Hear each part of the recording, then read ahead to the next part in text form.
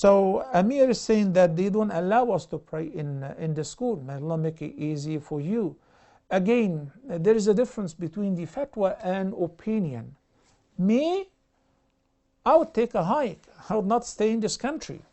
I would not live somewhere where people are preventing me from praying, or my daughter from wearing hijab, or forcing her to attend sexual education classes where they would teach her nonsense. I'm not going to sit there.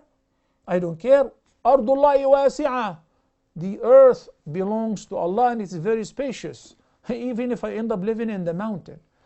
But not everyone is capable to make that decision. So in this case, I guess you'll be at school, you'll miss only one prayer. So if you can offer it during the break, you should do that. It doesn't have to be in congregation. And if you can't, you have your prayer rug and you offer your prayer. And if not, and if you will be put in trouble and there is no way that you do it, then you can combine it with the Asr prayer when you leave the school. As soon as you're dismissed, you can offer